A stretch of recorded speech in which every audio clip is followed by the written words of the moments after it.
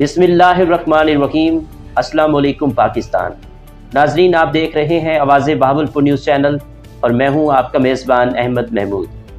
नाजरीन, जैसा कि आप सब जानते हैं कि हम आप लोगों के लिए आज की शख्सियत प्रोग्राम लेकर आया करते हैं। आज मैं आपको जिस शख्सियत का तारुफ करवाने जा रहा हूं, आप किसी तारुफ के मोहताज नहीं हैं। डायनामिक पर्सनैलिटी हमारे साथ मौजूद हैं। हमारे साथ मौजूद हैं मोहम्मद इब्राहिम खान साहब, advocate, supreme court of Pakistan. अगर हम इनके टेनोर के हवाले से बात करें तो आप साबिक सदर बार एसोसिएशन हरूनाबाद रह चुके हैं, आप साबिक general secretary bar association Harunabad रह चुके हैं, इसके अलावा आप vice president high court bar association रह चुके हैं। आज हम कानून के हवाले से बात करेंगे, सियासत के हवाले से बात करेंगे, पाकिस्तान के तालीमी निज़ाम के हवाले से बात करेंगे, हाई कोर्ट बार एसोसिएशन के हवाले से बात करेंगे, आपकी ज़ाती लाइफ के हवाले से बात करेंगे, प्रोफेशनल लाइफ के हवाले से खसूसी गुफ्तगू करेंगे। तो आइए बात करते हैं। अस्सलाम वालेकुम सर।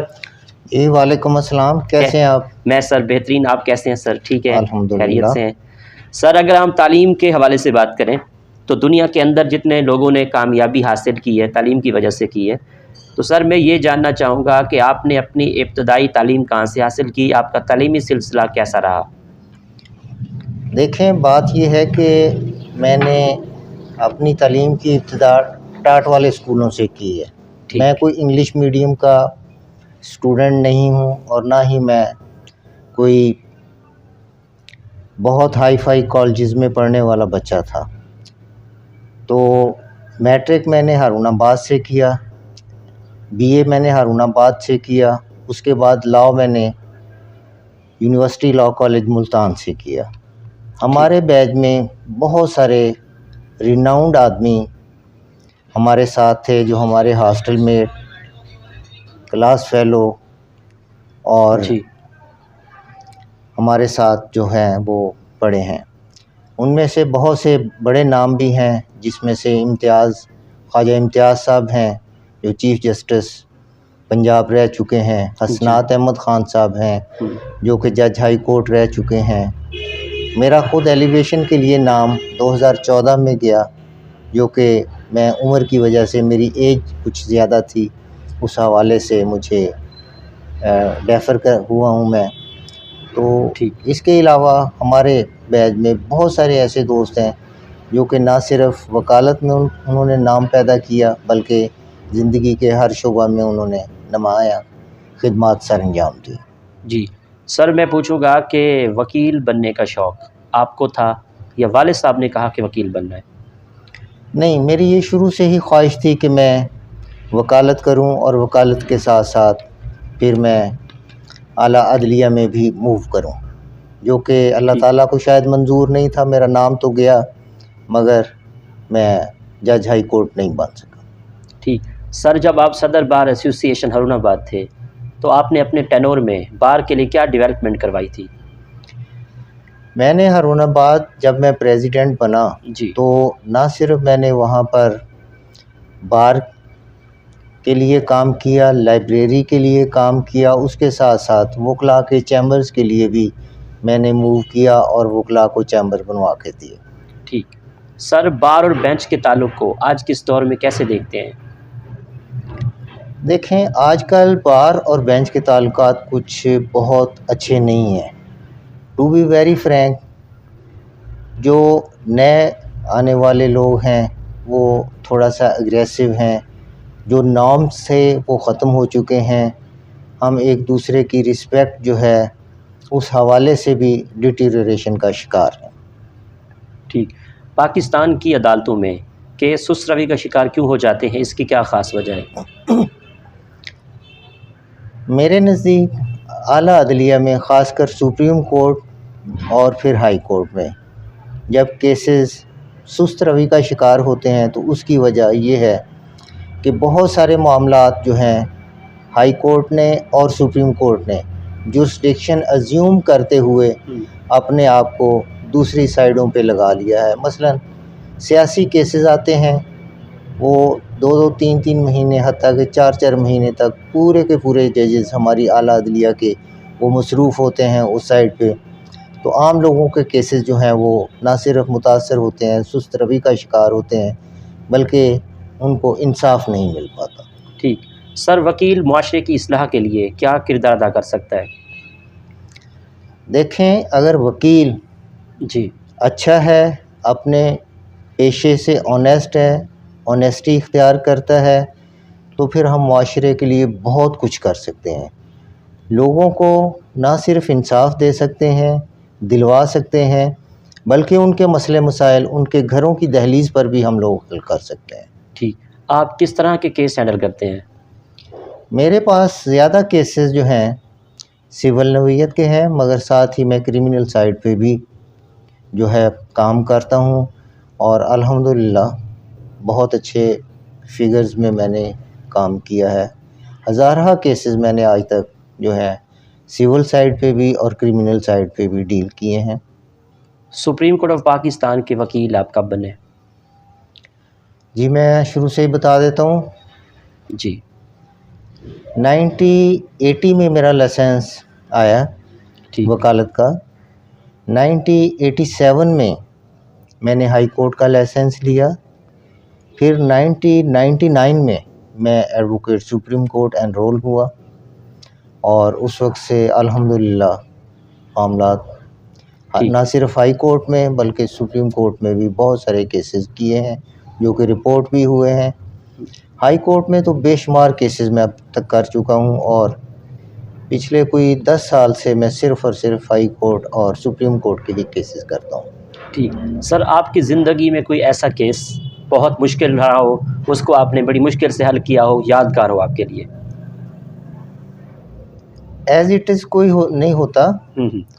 मामलात ये होते हैं कि हम लोग कोशिश करते हैं, केसेस को ऑल एस्पेक्ट से देखते हैं, और फिर उसके साथ साथ हमारी ख्वाहिश और कोशिश होती है कि हम अदलिया को जजेस के सामने केस को अच्छे तरीके से पेश कर सकें। ठीक। जब हम केस को पेश करते हैं तो फिर उसके बाद हमारी एफ़र्ट्स कम होती हैं, उस पार्टी का मुकद्दर ज़्यादा जो है वो काम कर रहा होता है। बहुत सारे ऐसे केसेस जो हम समझ रहे होते हैं कि ये होने वाला केस नहीं है, मगर जब जाते हैं अदालत के सामने केस पेश करते हैं तो वो 100% रिज़ल्ट के साथ हम वापस आते हैं।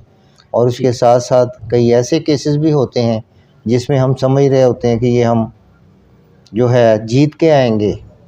जब केस पेश करते हैं तो वो किसी और ही एंगल में चला जाता है, किसी और ही जिहत इख्तियार कर लेता है, तो उस हवाले से फिर वो हम नाकाम भी होते हैं उसमें। ठीक। सर, बहावलपुर बार एसोसिएशन के क्या मसाइल हैं? बहावलपुर बार एसोसिएशन के मसाइल में सबसे बड़ा मसला तो ये है कि वकला के चैम्बर्स बहुत कम हैं। जो हैं वो मैक्सिमम 50-60-100 के करीब होंगे, जो कि तमाम वकला की ज़रूरियात को पूरा नहीं कर रहे। डिस्ट्रिक्ट बार में ज़रूर चैम्बर्स हैं और वकला वहाँ पे अकोमोडेट भी हैं, मगर हाई कोर्ट में ये हमारा एक मसला है। इसके साथ साथ हमारा बार जो है, बार रूम से बार रूम, वो इस वक्त हमारी कैपेसिटी के मुताबिक नहीं है, कैपेसिटी से बहुत छोटा है। तो जब हम कोई फंक्शंस करते हैं वहाँ पे या टी ब्रेक में वहाँ पे इकट्ठे होते हैं, तो वकला को काफ़ी परेशानी मुश्किलात का सामना करना पड़ता है। ठीक। सर, एज अ सीनियर कानूनदान मैं पूछूंगा कि एक अच्छे वकील में क्या खसूसियात होनी चाहिए? सबसे पहली तो मैं समझता हूँ कि उसको पंक्चुअल होना चाहिए, उसके साथ साथ उसको मेहनत भी करनी चाहिए, अपना केस फुली प्रिपेयर करके जाना चाहिए। नो डाउट कि आजकल सूरत हाल ये है कि हम 10 केस अगर तैयार करके जाते हैं तो अदलिया में किसी न किसी वजह से, आगे अदालतों में किसी न किसी वजह से वो एडजर्न हो जाते हैं। उसमें जजेस का फॉल्ट नहीं है, हम लोगों का भी फॉल्ट है। कुछ हम लोगों की विशेज़ होती हैं कि ये केस डिसाइड हो, कुछ में दूसरे वकील की ख्वाहिश होती है कि ये डिसाइड ना हो। तो इस हवाले से ये हम सब इसमें मिन हैसुल कौम, बेंच और बार, ये हम लोग ख़राबी का बायस है। ठीक। सर मैं पूछूंगा सुप्रीम कोर्ट बार एसोसिएशन के लिए क्या किरदार अदा कर रही है, वकला के लिए क्या किरदार अदा कर रही है? जी। देखें, सुप्रीम कोर्ट बार एसोसिएशन जो है वो हमारा एक आला तरीन अदारा है, तो उस हद तक ये अदारा हमारे लिए काम नहीं कर रहा जिस हद तक होना चाहिए। मसलन मैं एक छोटी सी मिसाल दूंगा कि सुप्रीम कोर्ट बार के वकला के लिए एक कॉलोनी अनाउंस हुई थी, जो कि मेरा ख़्याल है उसको कम से कम 15 साल हो गए हैं और अभी तक वो अपनी प्रॉपर शेप में नहीं आई, ठीक। जबकि लोग पैसे जमा करवा चुके हैं। वहाँ पे तमाम मामलात जो है अब सुप्रीम कोर्ट हाउसिंग कॉलोनी के जो है उसके हाथ में है और उनको हेड कर रहा है हमारी सुप्रीम कोर्ट के बार के प्रेसिडेंट, और साथ में एक सुप्रीम कोर्ट के सीनियर जज होते हैं। ठीक। सर पंजाब बार कौंसिल वकला के लिए कोई काम कर रही है? नो डाउट ये मौजूदा रजीम जो है ये बहुत सारे काम वकला के लिए कर रही है। मसलन जो वकला जाली लाइसेंस लेके प्रैक्टिस कर रहे हैं या मुआशरे में बिगाड़ का बायस बनते हैं, उनके ख़िलाफ़ उन्होंने ना सिर्फ एक्शन लिया है बल्कि उसके साथ साथ उन्होंने बाकायदा नोटिफिकेशन जारी किए हैं कि अपने अपने जो वकील नहीं है या जो वकील हैं मगर प्रैक्टिस नहीं कर रहे, मुलाजमतें कर रहे हैं या फिर कहीं पे बिज़नेस कर रहे हैं, वो अपना अपना लाइसेंस सरेंडर करा दें ताकि जो है वकला के लिए जो मसले मसाइल हैं और जो वकला के लिए हम गलत नाम का इसमें बायसे बदनामी हो रहे हैं, उसको मामले को ख़त्म किया जा सके। ठीक। सर पाकिस्तान की अदालतें बुनियादी इंसानी हकूक़ के हवाले से इंसाफ में फराहमी के लिए किरदार अदा कर रही हैं? देखें, justice delayed is justice denied. 20-20 साल से जो है अपीलें सुप्रीम कोर्ट में, हाई कोर्ट में, ख़ासकर लाइफ सेंटेंस में पेंडिंग पड़ी हुई हैं। जिन केसेस में लाइफ इम्प्रिजनमेंट हुई है, लाइफ सेंटेंस हुई है, वो अभी तक पेंडिंग पड़ी हुई हैं।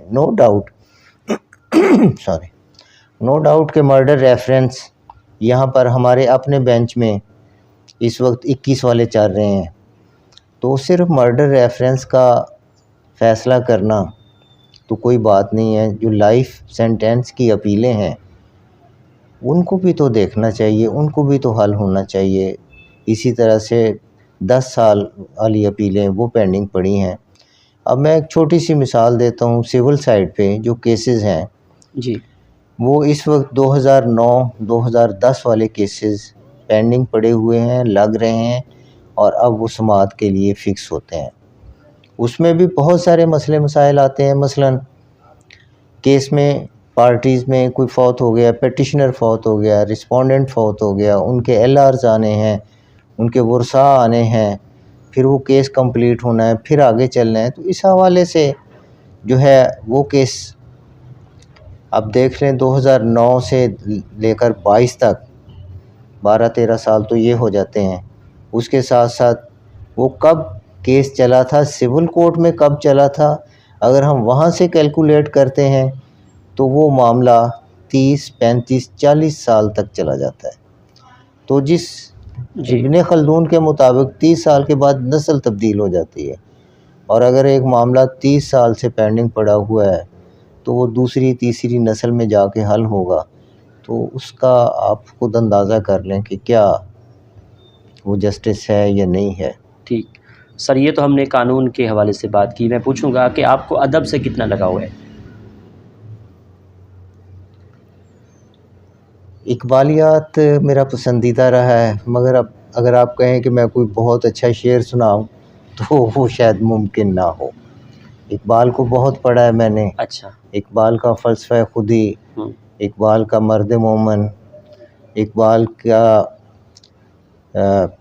मौत बाद अज़ हयात, इसी तरह से बहुत सारे टॉपिक्स हैं जो कि मैंने पढ़े भी हैं और उसमें बहुत लुत्फ़अंदोज़ भी हुआ हूँ और कोशिश की है कि अपने आप पर अप्लाई भी कर सकूँ।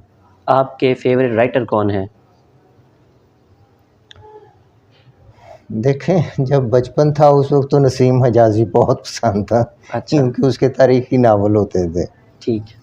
उसके बाद फिर लॉ में आए हैं, फिर जो है अमजद इस्लाम अमजद साहब हैं, इसी तरह से अहमद फ़राज साहब की शायरी है, सागर सिद्दीकी हैं। तो बस जब भी कोई अच्छी चीज़ मिलती है पढ़ लेता हूँ। आपकी नज़र में कामयाबी क्या है?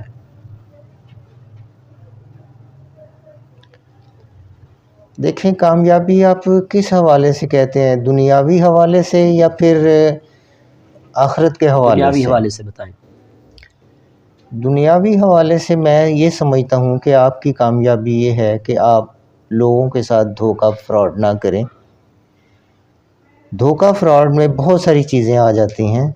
मसलन आपसे कोई मशवरा लेने आता है, तो हदीस तो ये है कि मशवरा आपके पास एक अमानत है और सही मशवरा देना चाहिए, ख़्वाह वो आपको केस मिलता है या नहीं मिलता, इस बात से हटकर। ठीक। तो मशवरा एक अमानत होती है, तो उस हवाले से वो अमानतदार को लौटानी चाहिए।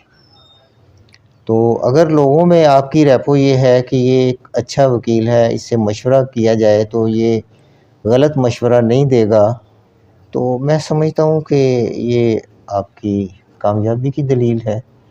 बाकी रह गई बातें कि आपका घर है, बच्चे हैं, जायदाद है, गाड़ी है, तो मैं ये समझता हूँ ये एक्सेसरीज़ हैं। ये अल्लाह ताला का करम और फ़ज़ल है उसका, जो हमें मिल रहा होता है। अब फ़ज़ल व करम हम लोग बाज़ औक़ात कहते हैं कि हमारे पास पैसे हैं तो यही सब कुछ है, नहीं। मैं ये समझता हूँ कि इसमें औलाद अल्लाह ताला की देन है, जो कि अगर सही सलामत है, आपका कहना मानती है, तो ये उस मालिक का बहुत बड़ा करम है। आपका घर का सुकून है, आपकी बीवी है, आपके बच्चे हैं, घर का सुकून है, तो इससे बड़ा आप और क्या कामयाबी हो सकती है। इसी तरीके से आपको अल्लाह ताला ने किसी मुश्किल में नहीं डाला, मुसीबत में नहीं डाला, तो ये भी उसका बहुत बड़ा करम है और बहुत बड़ी आपकी कामयाबी है। ठीक। सर, आपकी इस कामयाबी के सफ़र में दोस्तों का, असातिज़ा का, वालिदैन का कितना साथ रहा? मेरे वालिदैन अल्लाह ताला उन्हें गरीक रहमत करे, उन्होंने मुझे पढ़ाया, कभी किसी किस्म की कोई तंगी नहीं होने दी। और पर्सनल बात मैं शेयर करूँगा जी। आपसे कि जब मैं बहावलपुर में शिफ्ट होता हूँ 89-90 में, तो पहले मैं 2-3 दिन इधर होता था, फिर वापस हारूनाबाद चला जाता था। 99 में मैं बच्चों के साथ शिफ्ट हुआ हूँ। तो मेरे वालिदैन तो वो हैं कि जिन्होंने, जब मैं 99 में बच्चों के साथ यहाँ पर शिफ्ट होता हूँ, तो वहाँ से वो गोश्त, सब्ज़ियाँ और दीगर चीज़ें बच्चों के लिए भिजवाते रहे हैं, और एक आध साल नहीं, ये 10-15 साल ऐसा, जब तक वो हयात रहे हैं उस वक्त तक हर हफ्ते उन्होंने, जब मैं जाना हारूनाबाद, तो उन्होंने मुझे बच्चों के लिए पॉकेट मनी देनी कि ये बच्चों के लिए लेके जाना है। बच्चों के लिए वहाँ से उन्होंने देसी बकरे का गोश्त, अंडे, देसी अंडे और बाकी चीज़ें भिजवानी कि नहीं यार, वहाँ पे आप लोगों को अच्छा चीज़ें नहीं खाने के लिए मिलती, तो ये बच्चों के लिए ज़रूर लेके जाना है। तो अल्लाह ताला उन्हें गरीक रहमत करे। हर नमाज के बाद दुआ भी करता हूँ उनके लिए, सदका खैरात भी जहाँ तक हो सकता है करता हूँ। ठीक। सैर व सियाहत के हवाले से बात करूँ, सैर व सियाहत का कितना शौक़ है? पाकिस्तान के कौन-कौन से शहर अच्छे लगते हैं? फ़ेवरेट शहर कौन-सा है? शादी से पहले हर साल हिल साइड पे ज़रूर जाया करता था। शादी मेरी 92 में हुई है, 92 में बच्चों के साथ जाना शुरू किया। अच्छा। हर साल तकरीबन मैं बच्चों को साथ लेके जाता रहा हूँ। अब 10-15 साल से कुछ मसरूफ़ियत ज़्यादा बढ़ गई हैं, तो उस हवाले से कुछ ब्रेक आ जाता है, कभी चला जाता हूँ। तो बैरून मुल्क भी बहुत सारे सफ़र किए हैं। उसमें मज़हबी सफ़र भी हैं और सियाहत वाले भी हैं। आज उम्रा 2 दफ़ा किया है, बच्चों के साथ भी किया है। माशाअल्लाह। इंडिया हम लोग सुप्रीम कोर्ट बार के वफद के साथ वहाँ पे एक कॉन्फ्रेंस थी, वहाँ पे गए हम लोग। अच्छा। इसके बाद फिर आज़रबाईजान, उज़्बेकिस्तान, इधर भी हम लोग सुप्रीम कोर्ट बार के वफद के साथ गए हैं। टर्की भी गया हूँ। तो इस तरीके से बस ये ज़िंदगी के सफ़र है।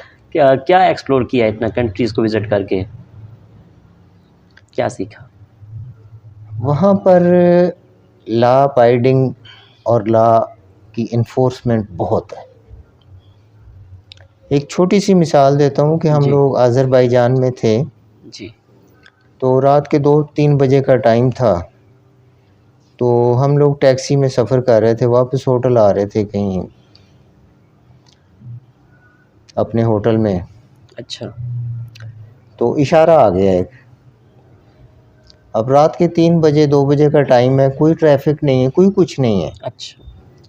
तो टैक्सी वाले ने टैक्सी रोक ली, उसे कहा कि यार निकाल लो, हमारे पाकिस्तान में तो ऐसा नहीं होता।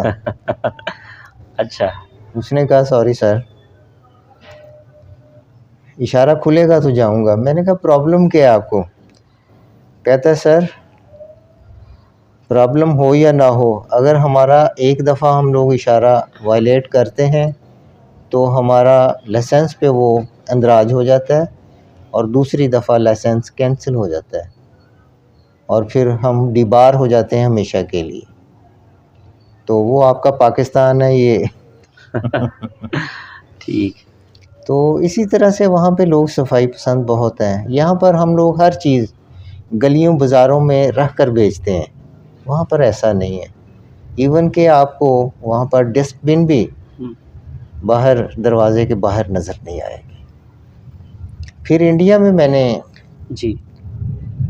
सिक्योरिटी के हवाले से देखा है, वहाँ पर ना तो किसी वीआईपी को बहुत प्रोटोकॉल है और ना ही बहुत सिक्योरिटी है। यहाँ तो हमारे प्रोटोकॉल में 3-3 जगह पर ट्रैफिक बंद होती है कि जी प्लान फर्स्ट पे आना है, या प्लान 2 पे आना है, या प्लान 3 पे आना है। अच्छा। ये हम लोगों को नहीं पता होता जी।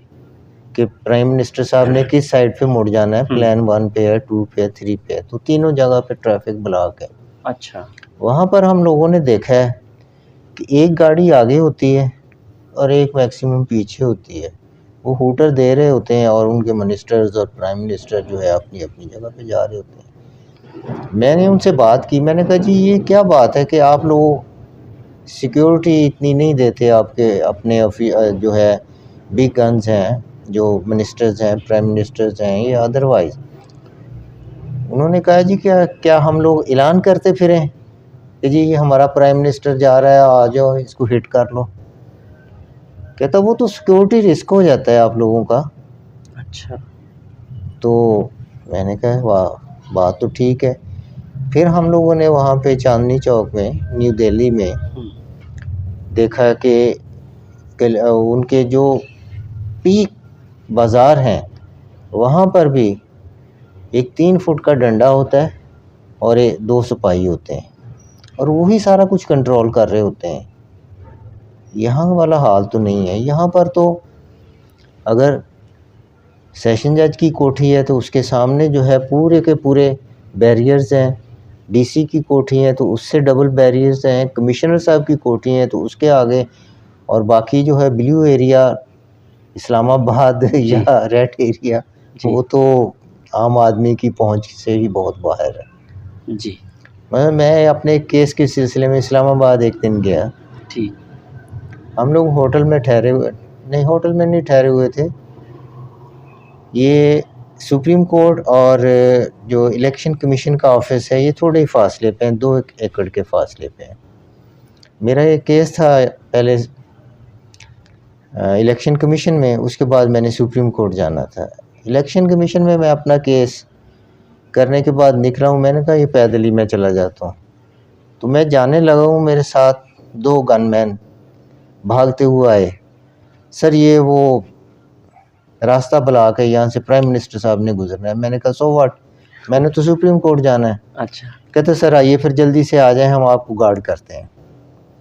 ये हालत है कि एक वकील अपनी रोब में है, अपनी यूनिफॉर्म में है, इसके बावजूद उनको इतना ख़तरा महसूस हुआ कि एक मेरे इधर है, एक इधर है और मुझे वो छोड़ने जा रहे हैं। ये तो ठीक। सर खानों के हवाले से बात करूँ, खाने में क्या-क्या पसंद है? फ़ेवरेट डिश कौन-सी है? खाने भाई देसी खाने पसंद है और बहुत सादा।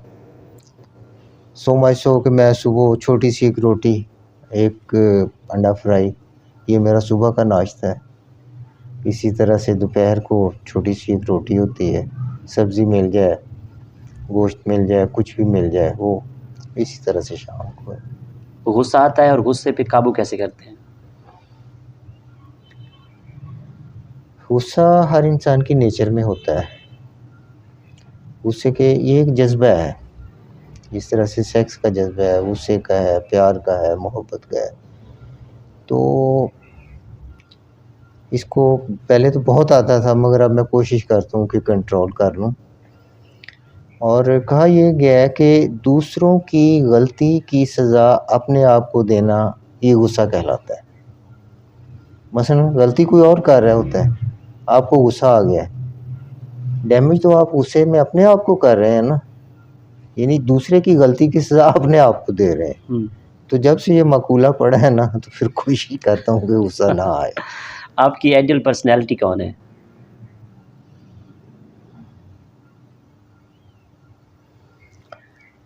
सियासत के हवाले से या अदरवाइज़? सियासत के हवाले से बता दें, अदरवाइज़ बता दें।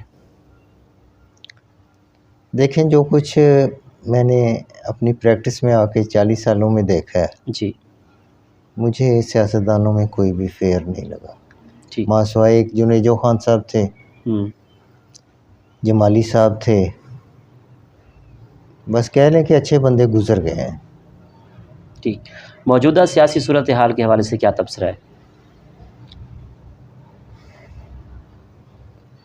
देखें जितना जुडिशल एक्टिविज़म हम इस वक्त दिखा रहे हैं पॉलिटिशियंस और पॉलिटिक्स के हवाले से, वो हमारे मुल्क के लिए सही नहीं है।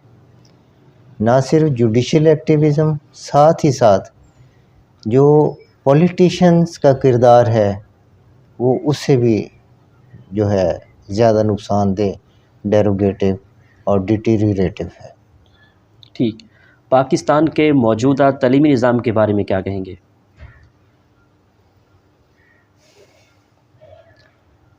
ये तालीमी निज़ाम, लॉ, कानून, ये सारा सेटअप लॉर्ड मैकॉले ने दिया है हमें।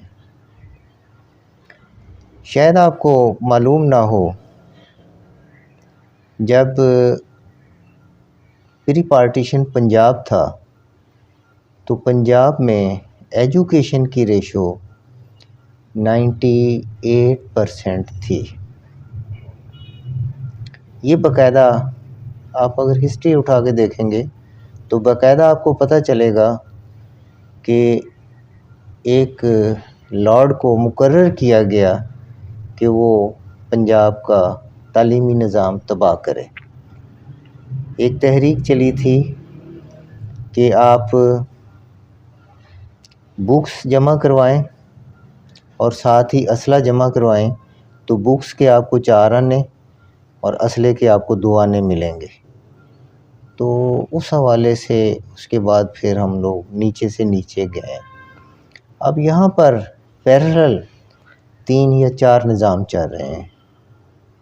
इंग्लिश मीडियम अलहदा है, जो स्कूलों में पढ़ाया जाता है गवर्नमेंट लेवल पर, वो अलहदा है, जो मदारस में है वो अलहदा है।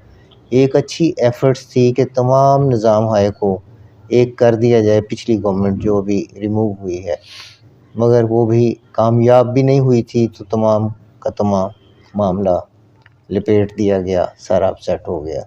ठीक। फिर यहाँ पर एक बहुत बड़ी जो है ख़राबी है, वो एकेडमीज़ का जो है राज है।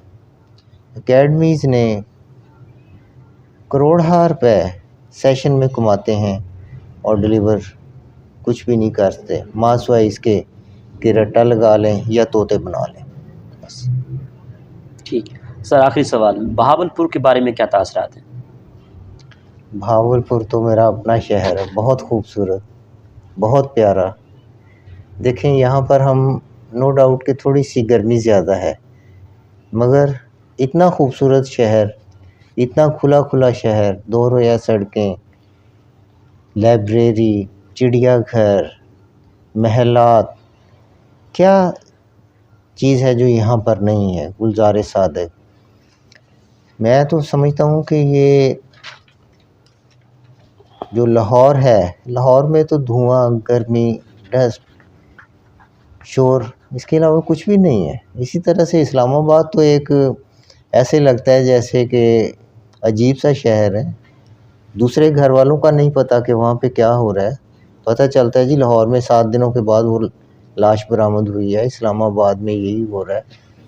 तो नथिंग लाइक बहावलपुर सर। ठीक सर, आखिर में सुनने वालों को, देखने वालों को, वकला बरादरी को एज आ सीनियर कानूनदान क्या कहेंगे? देखें, मेहनत के बगैर कोई भी चीज़ जो है ना हम हासिल कर सकते हैं, ना हमें मिलती है। और हर इंसान के लिए वही सब कुछ है जिसकी उसने कोशिश की। हमारा दीन भी यही कहता है, कुरान पाक में भी बाकायदा मौजूद है ये चीज़। ठीक। तो कायदे आज़म जो हमारे मोहसिन आज़म हैं, हमारे कायद हैं, जिनकी वजह से हम आज इस हद तक बैठे हुए हैं पाकिस्तान में, उनका भी है काम, काम और काम। बहुत शुक्रिया sir, nice to meet you, nice talking to you. बहुत बहुत मेहरबानी आप लोगों की, आप दोस्त आए हैं, आप सबका शुक्रिया अदा करता हूँ। Thank you. जी तो नाजरीन, आपने आज की शख्सियत प्रोग्राम सुना। मोहम्मद इब्राहिम खान के साथ हम बात कर रहे थे, advocate supreme court of Pakistan. एक नए प्रोग्राम में मुलाकात होगी, तब तक अल्लाह हाफिज़, अल्लाह निगहबान, पाकिस्तान जिंदाबाद।